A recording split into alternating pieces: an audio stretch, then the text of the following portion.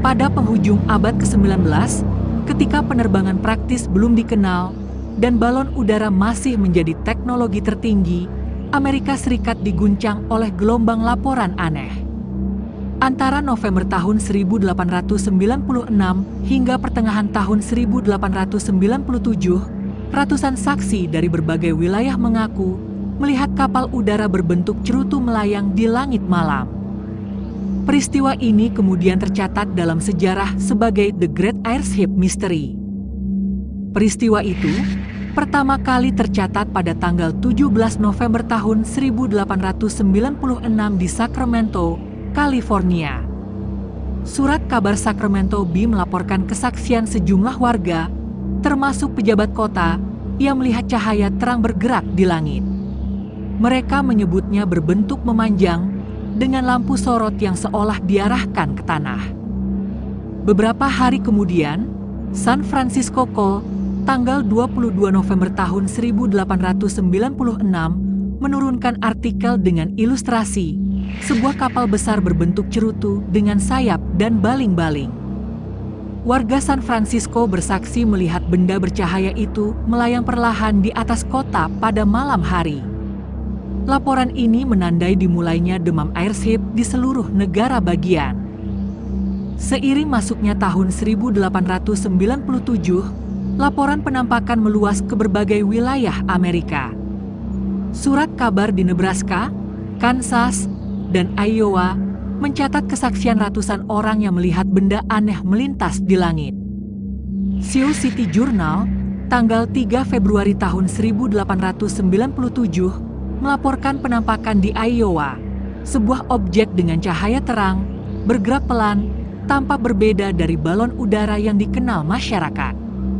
Warga menggambarkan bahwa objek itu melayang, berhenti sesaat, lalu bergerak kembali dengan kecepatan yang dianggap mustahil.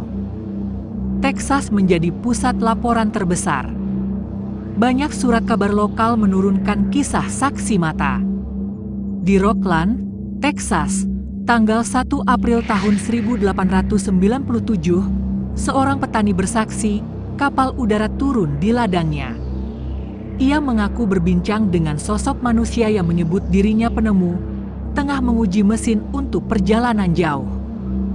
Di Everton, Missouri, tanggal 10 April tahun 1897, seorang pendeta melaporkan percakapan dengan penghuni kapal yang mengaku berasal dari planet lain. Kisah ini muncul di media lokal, meski segera menuai keraguan. Antara tanggal 15 sampai 17 April tahun 1897, berbagai surat kabar di Kansas dan Texas menurunkan laporan hampir serentak.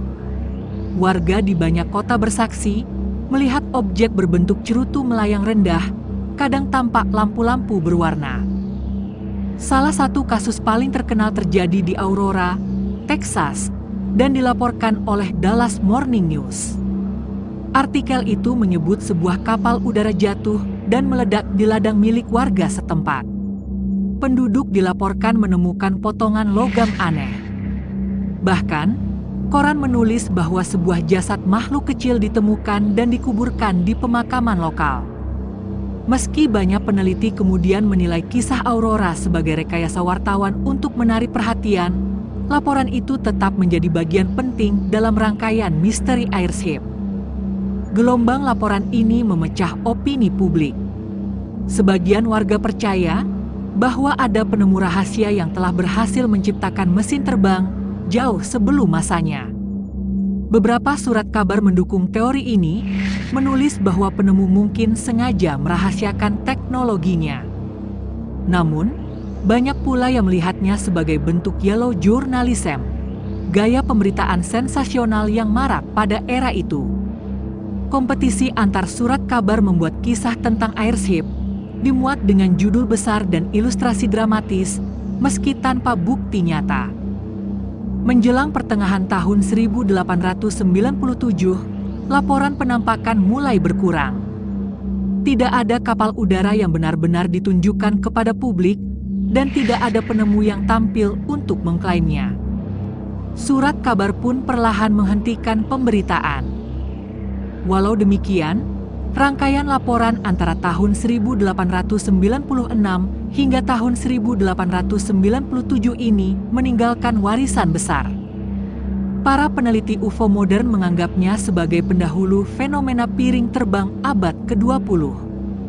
Dokumentasi surat kabar dan kesaksian masyarakat menjadi catatan awal bagaimana publik Amerika menafsirkan cahaya aneh di langit dengan imajinasi tentang teknologi dan kehidupan dari luar bumi. Bagaimana menurut Anda? Tulis di kolom komentar. Bagi yang belum, jangan lupa subscribe. Terima kasih.